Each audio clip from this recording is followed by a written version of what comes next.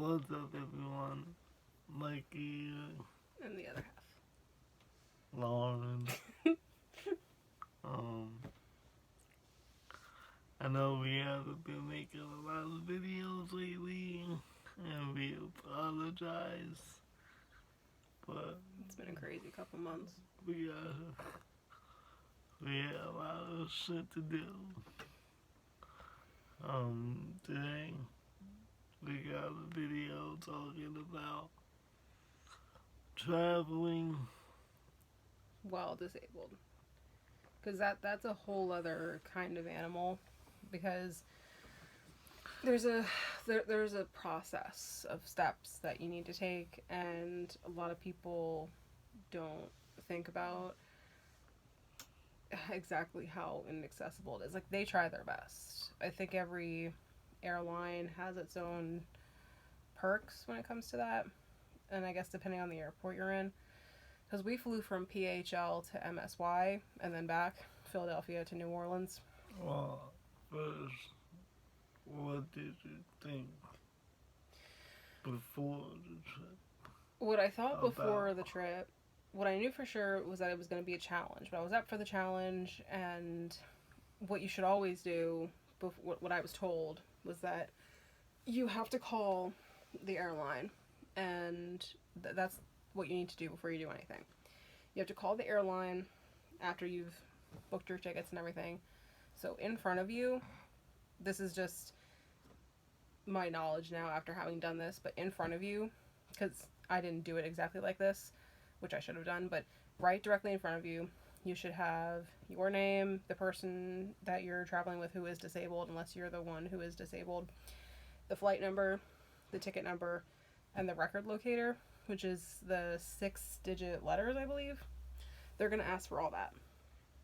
So you have to have all that in front of you, and then you basically, I wasn't on hold for too long. I think I was on hold for like 20 minutes. It wasn't that long.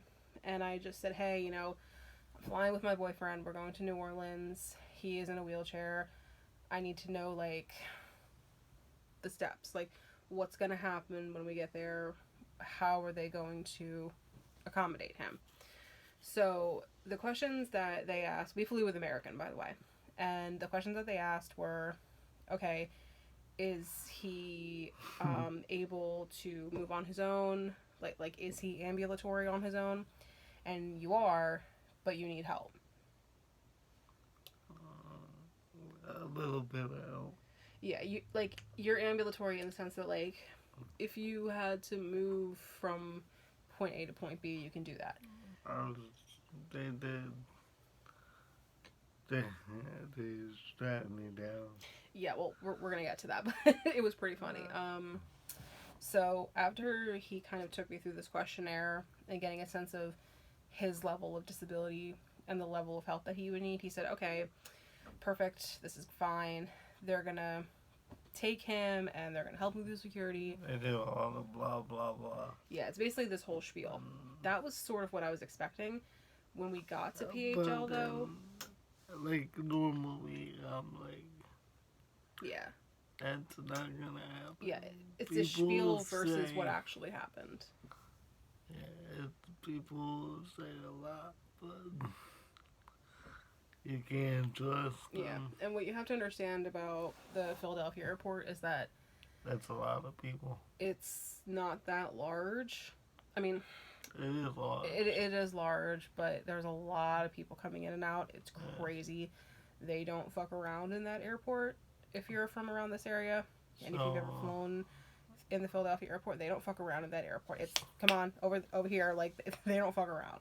So we went through security. Well, we went through security, but we checked in, and what I know now that we should have asked for when we checked in was the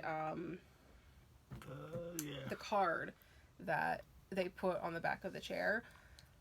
And hold on, I don't know how to describe this without making it all jumbled. Basically what happened was we checked in, we got into the line for security, and when you go to the Philadelphia airport, it's a line of cars, and you go to your terminal or whatever. The problem with the Philly airport, we didn't really check in. We checked in outside. He took our luggage right there, which was fine. Which It's actually kind of helpful. Didn't put down. Yeah. That was our first issue. The guy didn't put down the wheelchair. The fact that it was a wheelchair that we wanted gate checked. And that it had a lithium battery that would have to be taken out. Because they didn't ask us to take it out going from Philly to New Orleans. They asked us to take it out from New Orleans to Philly. We're going to get to why flying from New Orleans back into Philly was a better experience than the previous, but... After security... Well, I was a little mad with security. It was no problem. I was a little mad with security just because it was crazy, and I had to, like, actually yell at someone, hey, hello, I need help. Like, he can't get up out of this chair. And I had to flag someone down. Yeah, whereas we were kind of told that somebody would be waiting. Nah, they don't wait for people. Yeah, I know, but it's sort of like a spiel of what they give you versus what actually happens. So I was a little bit already frazzled. We went through there, did everything. Mm. Was it a big deal? Well, what was the security pat down like for you? It was just saying the regulations, like I'm gonna pack you down. Was it like move this way or move this way? Yeah, move this way, move that way. And then he had you take off your belt. When they got around, yeah, my manhood, they kind of like told me like I'm gonna be up in there. Yeah. So they just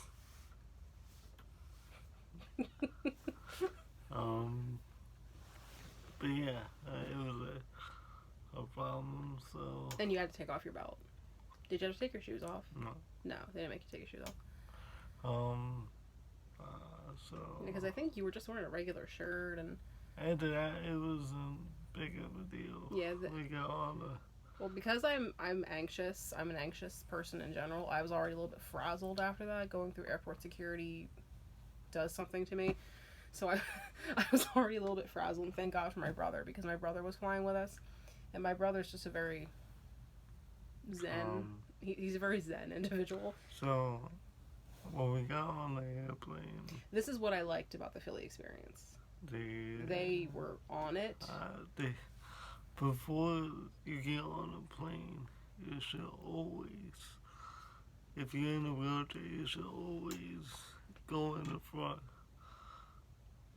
before the people line up. When you start to see the attendants go to the desk and get all their shit ready, is when you should speak up. And they will know that you need assistance. Yes. If you do.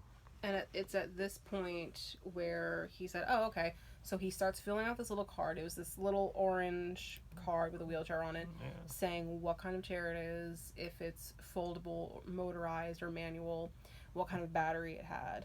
And the mistake that was made here, that it didn't occur to me until later, was that he didn't put gate check on it. When you're flying with a wheelchair that you want to be met with, when you get off the plane, you have to make sure that they know to gate check it.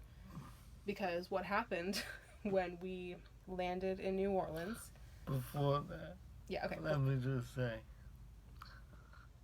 I felt like Hannibal Lecter. Yeah, because what happens is you're priority boarding, essentially. So you go on first. You are not first on, first off. That's a myth. You are actually first on, last off. Which we found out when we landed. Which is kind of... Yeah. So what happened was they said, okay, you can go down. So we go down the terminal, and there were people waiting for us there. And it's this chair that's pretty low to the ground, and it's skinny. It's basically Hannibal Lecter chair.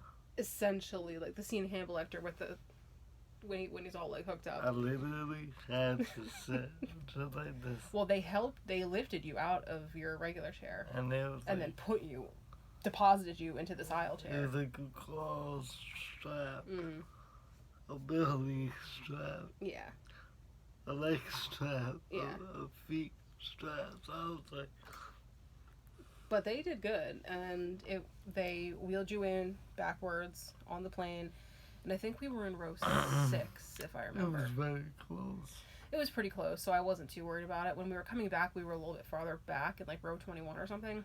So they put him... No, we was in the same row. Were we?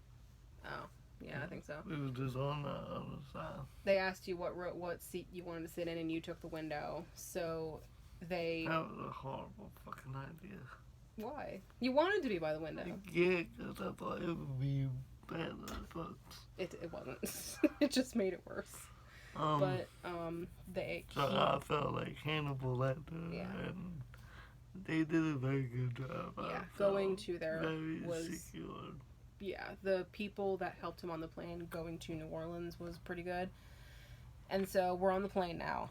And I want to go over something because I don't feel normal.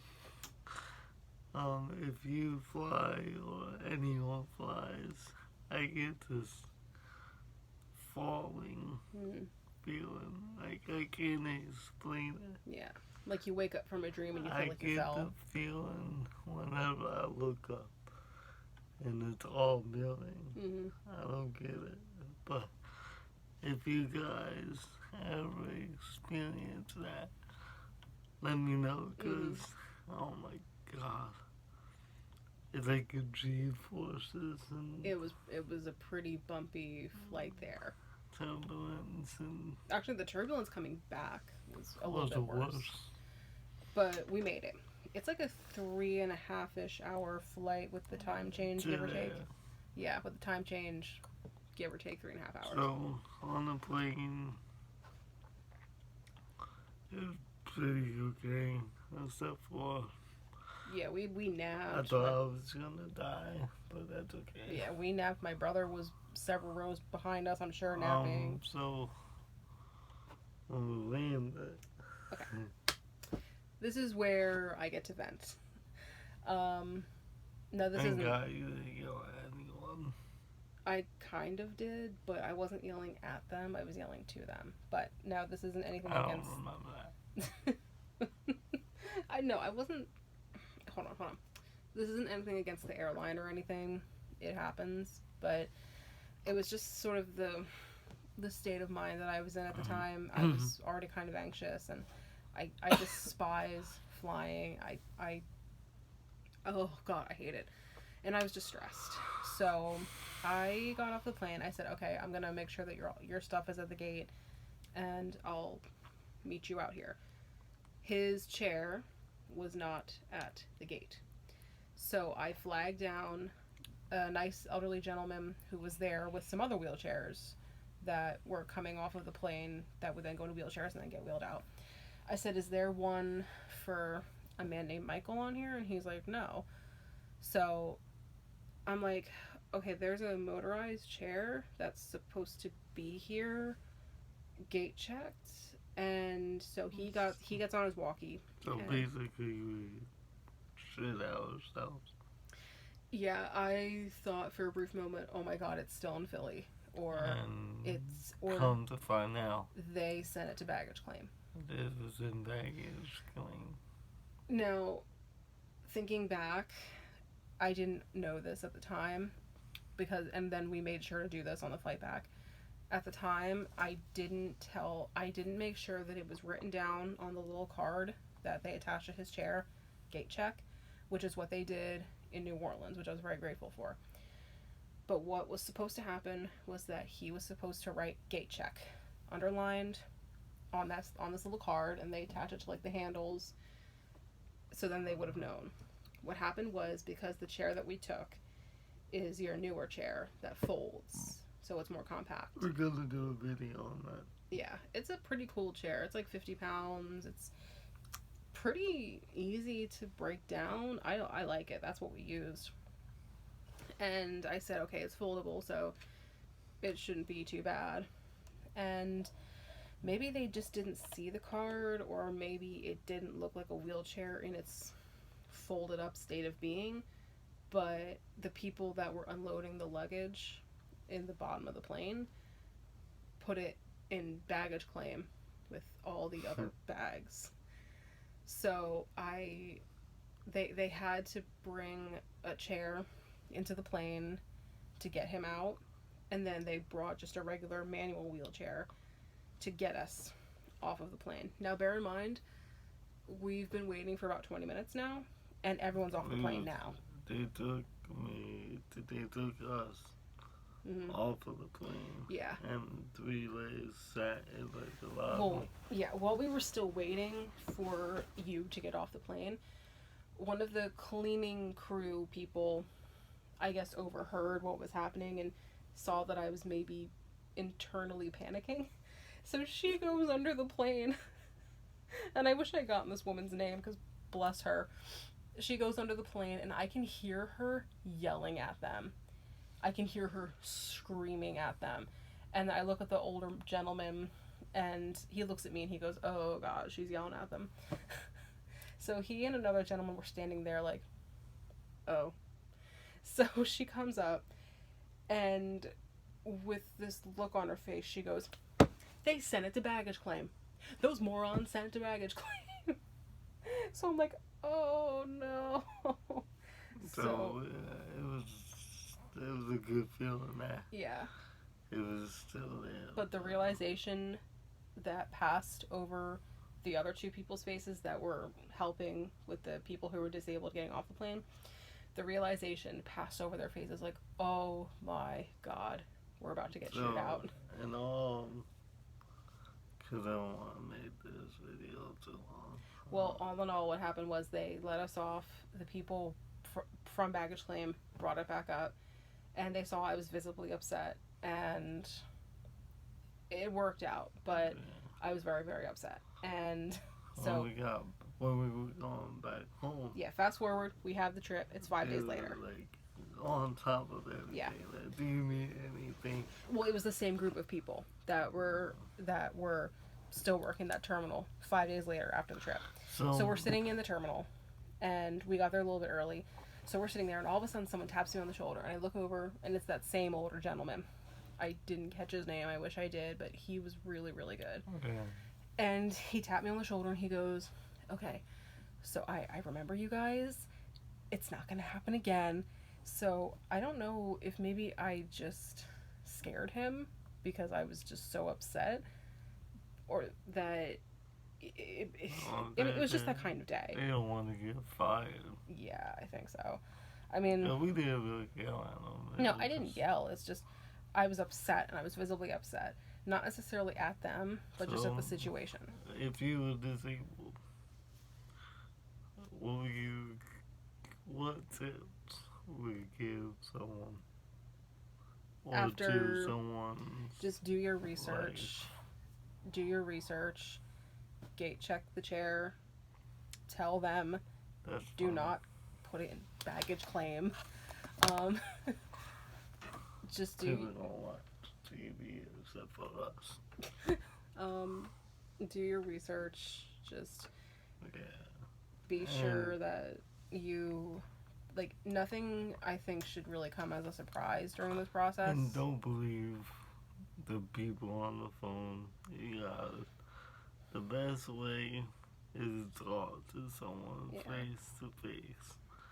You can't depend on someone's word. We found out multiple times with that. Yeah, it's all in all, nothing I feel like should really come as a surprise during this whole process. Like, you should be told, ideally, step by step, what's going to happen. And if you've got a really good group of people that are going to help you with that, and you know who they are. They have there's like a little label on the side of their. I don't remember what it's called, but you know, you'll see them pushing wheelchairs, and they're super friendly. They'll answer any questions that you have, and but it's like, and they tell you step by step, like, okay, I'm gonna lift you from here to here, and they're really like they know what they're doing. Well, you can call, but don't believe them. Well, you have to call to let them know at first, which is what you should do first. When you get there, make sure you talk to someone. But depending on like where you are, talk to someone and come back. too. All in all, the trip coming back was a little bit more smooth, It was just all because good. we knew what to expect and we had that prior knowledge of And what we should do. let me just say this. I might come off as a tough guy on camera, but that flight home, my main card, my balls went out the window. All I did It was this is all I did. was bad. It was not a good experience. And the flight attendants kept looking at me like, "Is he okay?" I'm like, he's fine. Yeah, he's just crippled. The guy that was next to us kept looking at us a little bit weird too, and he might have thought you were having like a panic attack or something. I was. It was bad. But it was flying is I'm not gonna do it. Yeah, we don't really have a reason to get on the plane again. I'm not gonna do it anytime soon. Yeah, and if a situation ever really arises, I can't really think of a I think reason. we'd be more okay because Like if we go on vacation or we something. learn. Yeah, now we know what to expect. Yeah, so Ultimately, if you take away anything from this, gate check the chair because that's the easiest. Just call ahead, and then they're actually gonna call you again 48 hours before your flight to confirm. So if you have any last minute questions, you better start thinking of them because that's going to be your opportunity. So basically, just call the airline, book it, and gate check the chair. Flying isn't bad. You just gotta cover your ass. Yeah. And their ass too, because you can't depend on them. Some will do their job, but Well, what I was worried about was because it was in baggage claim. I thought it was gonna break. Like, was it jostling around? It was. The handle was a little out, but that was about it. Other than that, it was okay. Flying isn't so bad, but for me, flying with me is the real challenge. No, flying with me. No, I thought this was going to be like the ultimate test. Like, oh my god, he's going to see what I'm like when I'm flying, which is it's not a good not a good scene. It was a good trip. Mm-hmm. I had fun. We grew as a couple, and that's what you gotta do. You gotta face tribulations in order to grow, and we became a lot stronger because of that. Yeah. So, safe to say, I'm gonna marry her one day, or she gonna marry me. We're gonna get married. We gonna get married. So yeah, sorry if we made this video too long, but Well, it's an important if you topic. have any other questions, you can always leave it down in the comments. There's always more to talk about. Yeah, maybe like being on a vacation while in a chair. In an unfamiliar environment. Yeah, that's a good idea. In a city that might not be as accessible compared to the one that you live in. Mm-hmm. We could do that. Because that was definitely a challenge. Louisiana in general was definitely a challenge. So yeah. Do it. Go out there. Just like Woody from Toy Story said. How you gonna know what life is if you just sit on a counter? No, didn't Bo Peep say that first? No. I'm pretty sure Bo Peep said that first. She might, but I want to see smart. This shouldn't deter you from traveling either. No. If you're disabled. Like, it's not meant to scare you. It's just that there's going to be random little things that happen in the process of you traveling, but it makes it memorable. It's a challenge that you should face. It's always one thing when you're traveling. Don't let it disturb you. Deter you. So we're gonna end this video because it's already 25 minutes. Sorry about that. We love all of you. If you like it, give it a thumbs up. We're gonna do a whole lot more videos. So I love you. She loves you. What do I always say? Never give up. You gotta say all of it. Oh, I have to say all of it. I don't have the tattoo, so. But you know it. Yeah. Never give up. Never. Never surrender. And give loyalty and respect to everybody. And stay cute. That's what you say. Stay cute. Stay sexy. Stay sexy.